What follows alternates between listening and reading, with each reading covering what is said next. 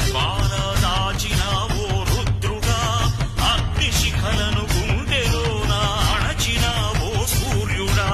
పరశ్వథమును చేతమూనిన పరశురాముని అంశవా